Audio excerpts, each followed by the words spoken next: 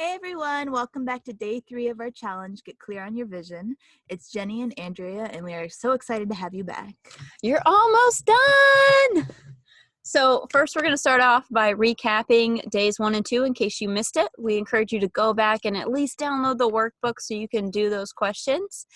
The first thing we talked about on day 1 was your self-awareness of your current situation. So we wanted you to really dive into what you feel when you go to work. Do you feel energized? Is it taking all of your energy?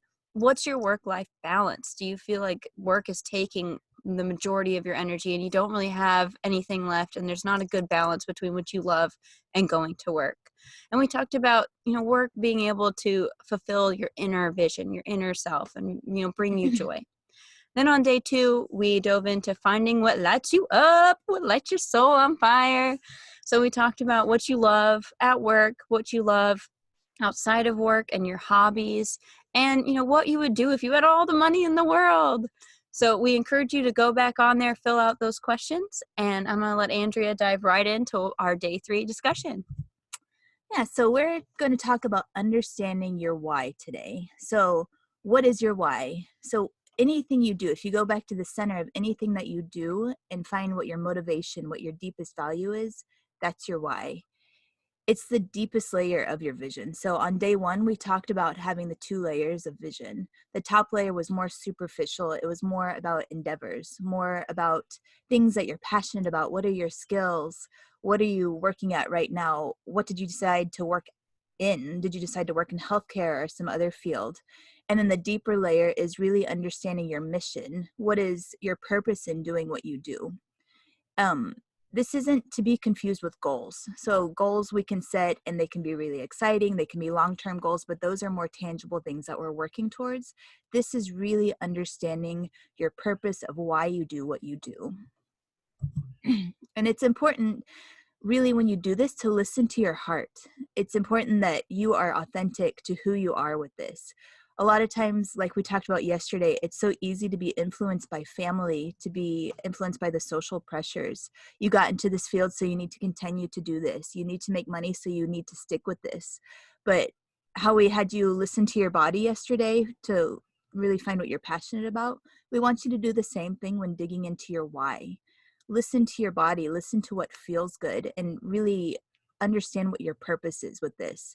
And as you grow as a person, as you grow in self-awareness, you're going to find that your purpose grows with you. But overall, your endeavors are more likely to change, but your purpose and your why is more likely to stay the same. Perfect. So we're going to dive into what is your why. And we're actually going to start this with a little activity that's very similar to what you're going to do in the workbook. So Andrea and I actually have done this ourselves, and it is not easy. There's no right or wrong, and it's not super fast. Give yourself a little bit of time. But what we want you to do is ask yourself, what is your favorite part of your work or career? Once you get to that ultimate yes of what is that favorite part, name that value of or reason of why that is your favorite part. And then ask, why is that value or reason important? Then you just keep asking why and why and why until you can't anymore. And you'll know that you're there when nothing seems more important to you than that last value you've gotten to. No pressure. I know for me, the first time Andrea asked me this, I think I got about halfway and I got stuck. I didn't have anywhere else to go. I couldn't answer any more whys. And I had to sleep on it. I had to think about it.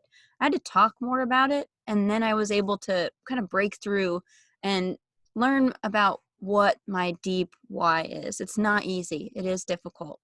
And an analogy we like to use is it's kind of like a road when you're trying to find your why. And there's a lot of exits. When I first did it, I took the exit of, well, my why is financial stability, financial freedom. But I realized that's not really my ultimate goal. That's my ultimate value that takes me to right where I am. Full-time job, 401k, financial stability, health insurance. But I was burnt out. I was unhappy. When I got back on the road and I kept going, and you find that ultimate why, you realize there's a lot of other really awesome places to go from there, but you have to get there first. So we're going to move on. Yeah, and once you know your why, you will always have something to come back to. So when, like Jenny was talking about, when you find that ultimate purpose, the deepest, most important thing to you, you can always base your decisions off of that. When you're making a decision for your life, for your career, for your family, even, you can always come back to, does it serve my why? Does it relate to my why? If it does, great. You can keep going in that direction. And if it doesn't, then you get to decide, is this really where I need to be going if it doesn't align with who I am? So when I originally did this, I've done it a couple years ago and it has continued to grow, but my original deepest why was connection. That's what I found to be my deepest why.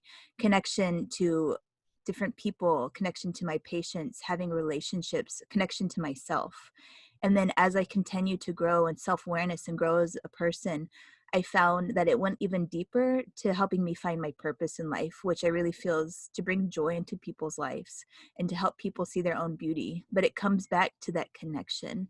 And I've taken on different businesses. I've taken on the pelvic health business and different things that I've really enjoyed. But I can honestly say it's all come back to my deepest desire for connection.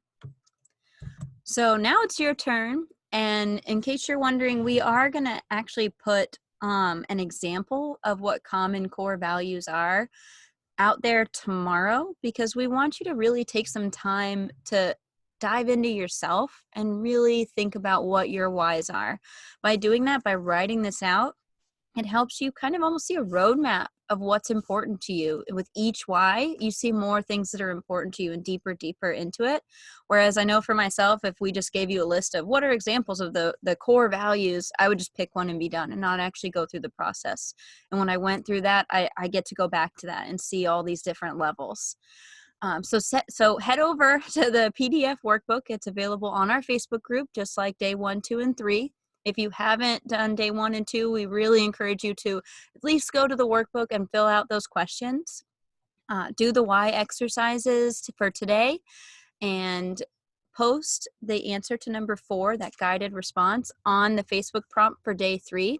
If you go back and you answer number 4 on days 1, 2, and 3 on their associated prompts, you'll be entered for our drawing. So that leads us to tomorrow is day 4, the final day of the challenge. We're going to be doing a Facebook Live at 7 p.m. Central Standard Time in the Facebook group. And what we're going to do is we're actually going to wrap up and kind of discuss just a kind of an ending to what you've learned over this challenge, as well as bring together what you've discovered as you've learned, what your starting point is, what lights you up, what you love, and also your deepest why. By reflecting on this, it's going to enable you to really start to take action and work towards building a life that you love and reduce that burnout.